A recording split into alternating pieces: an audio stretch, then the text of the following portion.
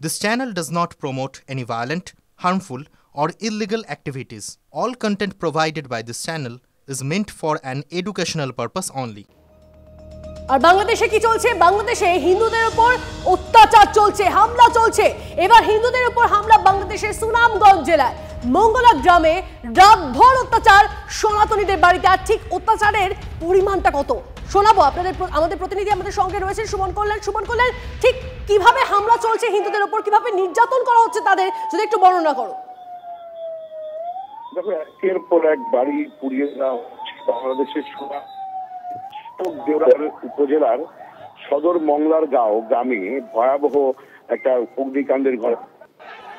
প্রায় 30টির বেশি বাড়ি আগুন দিয়ে জ্বালিয়ে দিয়েছে সেখানকার সংখ্যা গরিষ্ঠরা, অর্থাৎ মুসলিমরা। এবং সনাতনীদের উপরে যে হামলা, এবং রাতভর হামলার পর যখন খবর পেয়ে সেখানে পুলিশ আসছে, তখন কিন্তু সনাতনীরা ক্ষুব্ধ হয়ে ওঠে এবং শেষে পুলিশকে বলতে হবে বলুন সবটাই যে একটা সাজানো বোঝা যাচ্ছে সুমন কল্যাণ। অর্থাৎ অকথ্য অত্যাচার হচ্ছে বাংলাদেশে হিন্দুদের উপর হামলা সুনামগঞ্জে। আপনাদেরকে জানিয়ে রাখি, হিন্দুদের বাড়ি দোকান আগুন কট্টরপন্থীদের। 20টিরও বেশি ধর্মস্থানে হামলা, এবং হামলার জেরে অনেকের অবস্থায় যথেষ্ট আশঙ্কাজনক। অর্থাৎ ঘোরানো হচ্ছে পরিস্থিতি যত দিন এগোচ্ছে। আর পাশাপাশি সুনামগঞ্জই নয়, এক সংখ্যালঘু যুবকের সোশ্যাল মিডিয়ার পোস্ট, সেই পোস্টকে অছিলা করে কট্টরপন্থীরা। আক্রোশে দোয়ারা থানাতেও হামলার চেষ্টা কট্টরপন্থীদের। সংখ্যালঘু যুবককে কট্টরপন্থীদের হাতে তুলে দেওয়ার দাবি। কথা বলবো সুমন মহাপাত্র, আমাদের সহকর্মী আমাদের সঙ্গে রয়েছেন। সুমন, একের পর এক খবর সুনামগঞ্জের পরে এবার একটা সংখ্যালঘু যুবকের সোশ্যাল মিডিয়ার পোস্ট, কি কি খবর পাচ্ছ? দেখো, সংখ্যালঘু পোস্ট এবং সেখানে দোয়ারা থানায় হামলার খবর পাচ্ছি। পাশাপাশি তোমাকে বলে রাখি, আচার্য সুশীল আর্য সে কিন্তু প্রোটেস্ট দেখাচ্ছিল ঠাকুরগাঁওতে। সেই সময় তার উপর হামলা হয় এবং বেধড়ক অবস্থায় তাকে মারধর করা হয় এবং সেই সংখ্যালঘু যুবক সেই মুহূর্তে হাসপাতালে ভর্তি। একের পর এক খবর আসছে বাংলাদেশ থেকে, যেখানে আমরা প্রথমে দেখলাম যে সুনামগঞ্জ ডিস্ট্রিক্টের বিভিন্ন জায়গায় কট্টরপন্থীরা হামলা চালিয়েছে এবং সংখ্যালঘু হিন্দু মাইনরিটিরা তারা কিন্তু বারবার এই আক্রমণের শিকার হচ্ছে। একদিকে থানায় হামলা হচ্ছে, যারা এই চিন্ময় কৃষ্ণ প্রভুর গ্রেপ্তারির প্রতিবাদ জানিয়ে শান্তিপূর্ণভাবে প্রতিবাদ দেখাচ্ছেন তারা আক্রান্ত হচ্ছেন। গোটা বাংলাদেশ থেকে যে ছবি উঠে আসছে রনিপা, তার চিন্তা এবং কনসার্নিং, এবং গোটা বাংলাদেশ এই মুহূর্তে একটা রণক্ষেত্র আকার নিয়েছে বলা চলে। কট্টরপন্থীরা বারংবার সংখ্যালঘুদের উপর হামলা চালিয়ে যাচ্ছে, সেটা সুনামগঞ্জে হোক, সেটা আচার্য সুশীল আর্যর উপরেই হোক না কেন। যে ছবি দেখতে পাচ্ছি ভয়েস অফ বাংলাদেশ হিন্দুস নামে একটি টুইটার এক্স অ্যাকাউন্ট থেকে পোস্ট করা হয়েছে, সেখানে দেখা যাচ্ছে যুবককে বেধড়ক পিটিয়ে হাসপাতালে ভর্তি করা হয়েছে। স্বাভাবিকভাবে বলা চলে গোটা বাংলাদেশ এই মুহূর্তে উত্তাল এবং সংখ্যালঘুদের উপর ক্রমাগত আক্রমণ বাড়ছে। সুমন, তোমার কাছ থেকে আরো একটা খবর জানতে চাইবো যে বাংলাদেশে যে মৌলবাদী তাণ্ডবের যে বিরাম নেই, তার যে ছবি, এবার হিন্দু যুবককে রাস্তায় ফেলে মার ঠাকুরগাঁয়ের ঘটনাটা তুমি যেটা বলছিলে সেটা যদি একটু ব্রিফ করো। ঠাকুরগাঁয়ে প্রতিবাদ চলছিল, একজন যুবক, তার নাম আচার্য সুশীল আর্য, সে শান্তিপূর্ণভাবে প্রতিবাদ করছিল চিন্ময় কৃষ্ণ প্রভুর গ্রেপ্তারির। এবং যেহেতু জামিন হচ্ছে না, তুমি জানো আইনজীবী দাঁড়াননি, 1 মাস পিছিয়ে গেছে পুরো বিষয়টা। সেই প্রতিবাদ চলাকালীন কট্টরপন্থীরা তার উপর হামলা চালায়, তাকে বেধড়ক মারধর করে। এই মুহূর্তে যুবক হাসপাতালে ভর্তি, মৃত্যুর সঙ্গে পাঞ্জা লড়ছে। স্বাভাবিকভাবে বলা চলে প্রতিবাদের স্বর উঠলেই সংখ্যালঘু হিন্দুদের উপর আক্রমণ হচ্ছে এবং স্বাভাবিকভাবে ঠাকুরগাঁওর যে ছবি তা কিন্তু আরো চিন্তা বাড়ালো। যেভাবে গোটা ইন্টারন্যাশনাল প্রেসার বাংলাদেশের উপর আসছে, এই ছবি কিন্তু বাংলাদেশকে আরো বেশি ভোগাবে আন্তর্জাতিক। একেবারে গোটা বাংলাদেশের উপরেই যেন একটা কালো মেঘ ছেয়ে রয়েছে। আপাতত অনেক ধন্যবাদ সুমন্ত ভাই। লাগাতার হিন্দুরা মার খাচ্ছে, ঘরে বাইরে বিতর্ক, প্রতিবাদের ঝড় উঠেছে, কিন্তু তারপরেও বাংলাদেশে কট্টরপন্থীদের সন্ত্রাস থামছে না। সংখ্যালঘুদের উপর হামলা অত্যাচার চলছেই। বেছে বেছে সনাতনীদের বাড়িতে আগুন লাগিয়ে দেওয়া হচ্ছে। কোচবিহারের সীমান্তবর্তী বাংলাদেশের নীলফামারীতে মঙ্গলবার রাতে একাধিক বাড়িতে আগুন লাগানো হয় বলে অভিযোগ। গোটা এলাকা দাউ দাউ করে জ্বলতে দেখা যায় এবং একই সঙ্গে সংখ্যালঘুদের বাড়িতে চড়াও হয়ে দেদার ভাঙচুর চালানো হচ্ছে, এমনটাও অভিযোগ। হিন্দুদের উপর আক্রমণ নিয়ে গোটা বিশ্বে মুখ পড়ছে ইউনূস প্রশাসনের। এত কিছুর পরও বাংলাদেশ সরকার চুপ।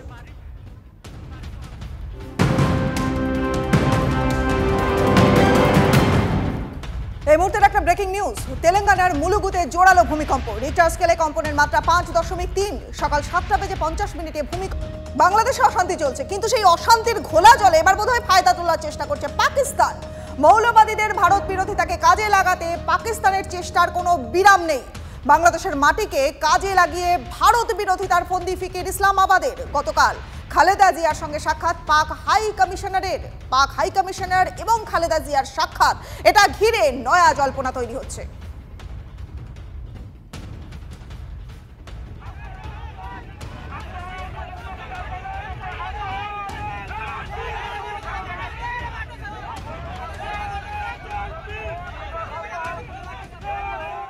কিন্তু এদিকে তাঞ্জবে মদত দিয়ে উল্টে ভারতকেই দোষারোপের চেষ্টা বাংলাদেশের। ব্যর্থতা ঢাকতে এবার ভারতের হাই কমিশনারকে তলব ঢাকার।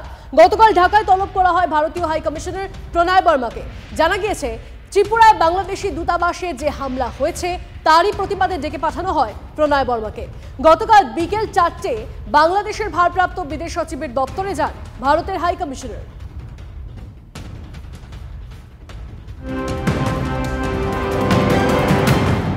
এই মুহূর্তে আরও একটা ব্রেকিং নিউজ। ব্রিটিশ পার্লামেন্টে বাংলাদেশ নিয়ে আলোচনার পরেই পদক্ষেপ ব্রিটেনের। বাংলাদেশের একাধিক শহরে সন্ত্রাসী হামলার আশঙ্কা। বাংলাদেশে ভ্রমণের ক্ষেত্রে সতর্কতা জারি ব্রিটেনের।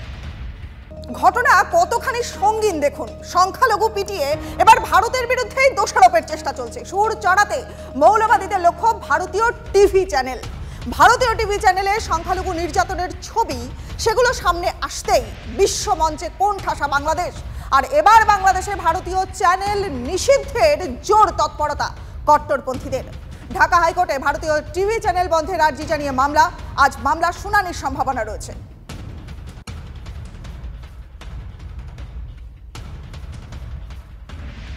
আর এই বাংলাদেশের সংখ্যালঘুদের উপর নির্যাতনে উদ্বেগ মানবাধিকার রিপোর্টে। উদ্বেগের তথ্য বাংলাদেশের হিউম্যান রাইটস সাপোর্ট সোসাইটির রিপোর্টে। সাংবাদিক, সংখ্যালঘু সম্প্রদায়ের উপর হামলা, নারী নির্যাতনে উদ্বেগ রিপোর্টে। চিন্ময় কৃষ্ণ প্রভুর গ্রেপ্তারের পর চট্টগ্রাম আদালতে ঘটনাতেও উদ্বেগ। চিন্ময় কৃষ্ণ প্রভুর গ্রেপ্তারের পর অগ্নিগর্ভ পরিস্থিতি নিয়ে উদ্বেগ মানবাধিকার রিপোর্টে।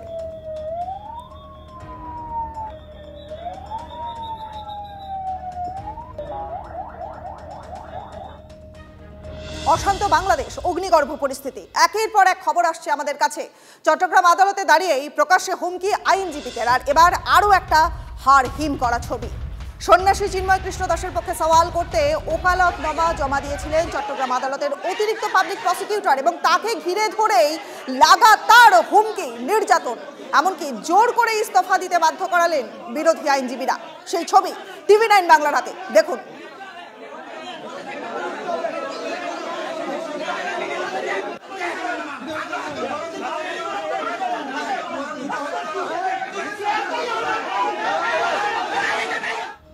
সন্ন্যাসী চিন্ময় কৃষ্ণ দাসের পক্ষে দাঁড়িয়ে কেউ সওয়াল করলে তাকে গণপিটুনি দেওয়া হবে। চট্টগ্রাম আদালত চত্বরে দাঁড়িয়ে প্রকাশ্যে হুমকি দিতে দেখা গেল আইনজীবীদের। হুমকির সেই ভিডিও এসেছে TV9 বাংলার হাতে। ঠিক হুমকি কিভাবে চলছে দেখুন। ইসকনের এই জঙ্গি সংগঠনের নেতা এই চিন্ময় দাসকে যতদিন পর্যন্ত আলিফ হত্যা মামলায় আসামি করা হবে না, আইনজীবীদের আন্দোলন ততদিন পর্যন্ত। আমরা স্পষ্ট করে বলতে চাই, এই চট্টগ্রাম আদালত পাড়ায় যারা যদি কেউ সাহস করে এই চিন্ময় দাসের পক্ষে এবং চিন্ময় দাসের দোষরের পক্ষে কেউ যদি ওকালতি করতে চায় কিংবা ওকালতনামা দাখিল করে, সাথে সাথে এই কোর্ট বিল্ডিং এর তাকে গণপিটুনি দিতে হবে। ভয়ঙ্কর পরিস্থিতি, ভয়ঙ্কর। আর এই মঙ্গলবারই ভয়ঙ্কর হামলা চালানো হয় রমেন রায়ের উপর। চিন্ময় কৃষ্ণ প্রভুর 51 জন আইনজীবীর মধ্যে তিনি একজন, যার ছবি আপনারা দেখছেন। চিন্ময় কৃষ্ণের হয়ে চট্টগ্রামের আদালতে সওয়াল করার কথা ছিল রমেনের, কিন্তু শেষ পর্যন্ত পারেননি। বাংলাদেশের কট্টর মৌলবাদীরা তাকে সেই সুযোগই দেয়নি। সওয়াল না হওয়ায় জামিনও মেলেনি চিন্ময় প্রভুর, এবং পরবর্তী শুনানি জানুয়ারিতে।